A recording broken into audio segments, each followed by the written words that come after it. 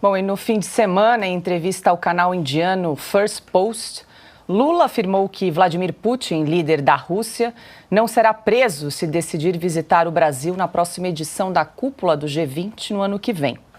Ele será convidado. He will be invited. Porque o ano que vem, Because next year é os BRICS na Rússia. we will have the BRICS being hosted by Russia. Antes do G20. Before the G20 in Brazil, we'll have the BRICS meeting in Russia, and I will attend the BRICS meeting in Russia next year. Eu posso. Well, what I can say to you is that if I'm president of Brazil, and if he comes to Brazil, there's no way that he'll be arrested. No, he will not be arrested. No one is going to lack respect of Brazil. If you will arrest someone in Brazil without the authorization of the government, you will not respect Brazil. People have to take seriously. Depois da repercussão negativa no fim de semana, o presidente recuou. Hoje, questionado se o Brasil desrespeitaria o tratado do Tribunal Penal Internacional ao não prender Putin em uma eventual visita do russo ao país, Lula disse que a decisão caberá à justiça. O presidente ainda minimizou a relevância da entidade. Não sei se a justiça brasileira vai prender. Isso que decide a justiça não é o governo nem o parlamento, é a justiça que vai decidir. Tá? É importante, eu inclusive quero estudar muito essa questão desse tribunal penal. Eu não estou dizendo que vou sair de um tribunal, eu só quero saber. E isso só me apareceu agora, eu nem sabia da existência desse tribunal. Sabe? Eu só quero saber por que os Estados Unidos não é signatário, por que a Índia não é signatário, por que a China não é signatário, por que a Rússia não é signatário e por que o Brasil é signatário. Eu quero saber o que é a grandeza que fez o Brasil tomar essa decisão de ser signatário. Só isso que eu quero saber. Em 2018, a defesa de Lula decidiu recorrer ao Tribunal Penal Internacional para que o petista fosse solto e pudesse disputar as eleições naquele ano. Ana, vale lembrar, que o Brasil aderiu a esse Tribunal Penal Internacional em 2002, ainda sob a gestão de Fernando Henrique Cardoso, e nessa lista integram aí 123 países como Alemanha, França, Canadá, Reino Unido, Japão, Brasil, Argentina, até Venezuela. Ou seja, foi antes do Lula chegar no poder, né? Então, não é falta de conhecimento, é ignorância. E vendo essa entrevista do Lula durante o final de semana, eu confesso que eu ouvi a voz do Augusto Nunes na minha cabeça dizendo: é uma besta quadrada, porque não é possível um presidente que está no seu terceiro mandato falar tanta bobagem. Janja e Lula são os campeões do recuo. Janja aposta e recua e apaga. Lula fala e recua. O Lula, por exemplo, já tomou checagem do Twitter. Foi falar, não, essa guerra entre Ucrânia e Rússia, eu sentava numa mesa de bar e tomando uma cerveja, eu resolvia isso. Depois ele disse que não foi bem assim.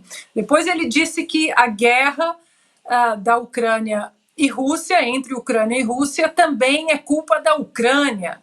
Depois ele disse que não era bem assim. Aí tomou uma checagem, as pessoas no Twitter colocando exatamente o link da entrevista que ele disse isso.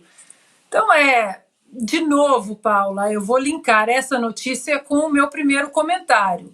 Cadê a imprensa questionando? Será que esse senhor está na sua total capacidade mental de ser o chefe do executivo no Brasil? Porque aqui nos Estados Unidos, todos, inclusive os democratas, andam questionando, né, a senilidade de Joe Biden, que não fala lé concré, e Lula parece que vai para o mesmo caminho. Na entrevista que ele disse que não prenderia Vladimir Putin, no final da entrevista, a repórter ali, né, meio chocada, ela termina com of course, assim, claro, né, chocada. É isso que temos, né? A imprensa que ficou de joelhos em 2022, que não questionou quem seria o ministro da Economia, das Relações Exteriores, como seria a política doméstica e econômica, os laços comerciais com a China, com os Estados Unidos. Agora nós temos aí, inclusive, um senador do porte, como o senador Ted Cruz, questionando de forma formal no Congresso americano sanções para o Porto do Rio de Janeiro, que atracou navios iranianos que estão sancionados pelo governo americano. E a imprensa continua absolutamente calada, de joelhos. Silvio, temos aí então Lula dizendo que não se lembrava, né, que o Brasil era signatário do Tribunal Penal Internacional. E aí, se a gente refrescar a memória, né, então o Brasil desde 2002, na gestão de Fernando Henrique Cardoso, signatário desse Tratado de Roma, na verdade, né? E aí a gente faz a retrospectiva. Em 2018, a defesa de Lula foi ao Tribunal Penal Internacional para pedir a soltura de Lula. E em 2021, a CPI da Covid, alguns parlamentares viajaram até a Haia para pedir a condenação, a acusação do ex-presidente Jair Bolsonaro na CPI da Covid. Entre eles, Humberto Costa e Randolfo Rodrigues, certo? Perfeito, Paulo. Agora, veja só. Você citou aqui 2018, quando ele estava preso. Então, ele pode argumentar, por exemplo, que não conhecia em 2018 porque estava preso. Mas se ele sofre de memória seletiva, evidentemente, nós temos bastante. Então, vamos lembrar o que ele disse. Por exemplo, a nossa produção preparou um trecho de um vídeo agora, em abril, no dia 26. Não faz tanto tempo assim. Vamos lá. Esse homem um dia vai ter que ser julgado num tribunal internacional por uma chacina que aconteceu no nosso país. Perfeito. Agora eu quero ler um trecho aqui. Abre aspas, nosso governo respeitará e procurará fortalecer os organismos internacionais, em particular a ONU e os acordos internacionais relevantes, como o Protocolo de Quioto e o Tribunal Penal Internacional. Esse é o discurso de posse de Luiz Inácio Lula da Silva no seu primeiro mandato em 2003. No ano seguinte, em 2004, ele tinha um secretário nacional de Direitos Humanos, chamado Nilmário Miranda. Nilmário Miranda e... claro, com a chancela do presidente, articularam a proposta, né? Seria um projeto de lei ao Congresso Nacional para fortalecer o Tribunal Penal Internacional. Naquela época, o objetivo era fazer com que o Código Penal brasileiro contemplasse crimes de genocídio, crimes de lesa pátria e por aí vai. Eu queria atentar aqui para um artigo de opinião publicado no jornal Folha de São Paulo. E o jornal assina esse artigo Silvia Steiner. E ela diz assim no artigo, publicado hoje. Meu presidente, Putin deve ser preso se vier ao Brasil. Foi você quem me nomeou juíza do Tribunal Penal Internacional. Paula, este é o comentário. E acrescento. Se são países magrinhos, não vou ler a lista de 123 nomes, evidentemente. Canadá, França, Itália, Japão, Suíça, Nova Zelândia, Alemanha e Reino Unido, eu não sei de que tamanho é o Brasil na cabeça do Lula. Pois é, ele chegou a chamar de bagrinhos, né, Augusto? Os signatários do Tribunal Penal Internacional. Não, o que o Silvio acaba de dizer diz tudo. Diz tudo. É um ignorante espertalhão, metido a espertalhão. Ele esquece quando convém. É possível que seja demais para a cabeça do Lula acumular duas informações.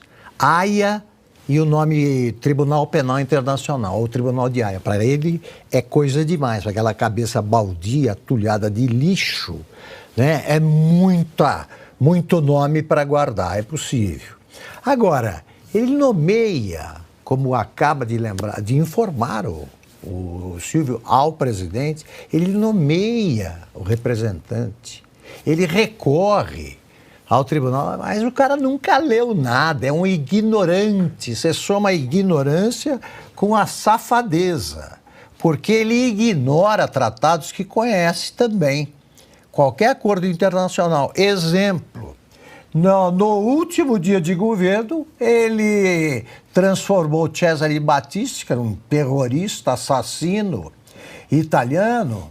O Tarso Genro era o ministro da Justiça e ele decidiu que ele seria asilado político no Brasil e com isso rasgou o tratado de extradição que o Brasil tem com a Itália. E disso ele sabia.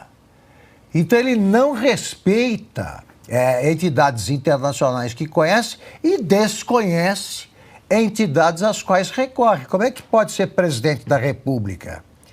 É bom que essa turma que votou nele, que achou que ele merecia um terceiro mandato, ouça isso. Este é o Lula. Este é o Lula. Eu não estou surpreso. Eu não estou surpreso. Ele só respeita um código, né? Até certo ponto também, que é o omertá, é o código de honra dos mafiosos. É por isso que ele defende um cara como Putin. Ele está a favor da Rússia. Ele gostaria que a Ucrânia se rendesse, fosse anexada pela Rússia, porque ele gosta do Putin. É na cabeça baldia dele, repito, que a Rússia ainda tem a ver com a União Soviética, é parecida com aquilo, então tem os amigos comunistas, etc. É uma salada tremenda que dá nisso aí. Isso é que envergonha o Brasil, né? Um presidente incapaz de saber o que é o Tribunal Penal Internacional.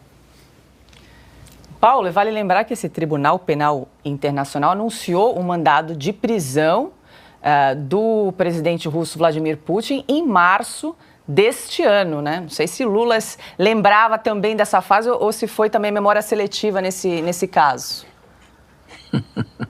A memória seletiva é uma grande arma política do Lula. Esse texto que foi publicado na Folha, né, da ex-juíza Silvia Steiner, ela parece uma babá que endereça uma cartinha para uma criança de 6 anos. Ela escreve ao Lula, ela pede ao Lula: presidente, você me nomeou, você articulou a minha nomeação para o Tribunal Penal Internacional, nós temos que cumprir. É um tom comovente. Ela pede licença, votei, meu presidente e tal, mas teve a dignidade de assumir e pedir: olha, o que você está fazendo é um absurdo. Eu fui membro do tribunal, foi no seu governo, foi em 2003 que houve uma articulação via Celso Amorim para que na primeira formação do Tribunal Penal Internacional houvesse uma brasileira, e ela cobrou, o Lula lembrou isso a ele. Agora, ele não esqueceu coisa nenhuma, é método. Lembra o vídeo em que ele fala sobre as mentiras que ele contava a respeito do Brasil no exterior? Que ele dizia que havia fome, milhares de crianças passando fome, que o Jaime Lerner, ex-governador do Paraná, chamou a atenção dele, falou: Lula, isso não é verdade, não pode ser. E ele diz que tem que mentir mesmo, tem que fazer. Então, o Lula e a mentira, o Lula sem a mentira, ele não existe. A mentira é um método da ação política lulista, e isso o levou à presidência da República, para ele dar certo. É moralmente nojento, é repugnante, mas para ele dá certo. Como ele quer poder pelo poder, funciona, já que conta com um aparato social, né, que aí eu estou dizendo que inclui mídia, organizações, sindicatos, tudo que for possível um homem ter, um homem que quer ser poderoso e é poderoso, ele tem. Então, dá a versão e a assessoria depois faz o trabalho e alivia o que tem que se aliviar, com as raras exceções, né? Então, a ação política dele baseada na mentira, ele abraçou isso novamente. Nesse caso do Putin do tribunal, o Lula escolheu um lado. Ele não tem mais por que posar de grande democrata, nem nada. Eles estão usando muito o termo democracia, mas evidentemente que é uma distorção, né? O Lula escolheu o lado dos párias, e ele faz um governo em que a energia política desse governo está focada em destruir adversários, em construir mecanismos de perseguição. Então é do lado do Putin que ele tem que estar mesmo. Ele deve ter uma inveja enorme de não ter uma KGB, né? Pode estar em processo de construção, pelo jeito até está. Ou Stasi, que era tão eficiente quanto, mas é esse o processo. Então, se é para proteger o Putin, eu vou fingir que eu não articulei para indicar juíza para o Tribunal Penal Internacional, vou fingir que eu não sei e dane-se a verdade, dane-se qualquer razoabilidade. É daí para pior. O Lula não é mais um caso de política, né? Já foi um caso de polícia, já não é mais um caso de política e nem de polígrafo, já é um caso de psiquiatria.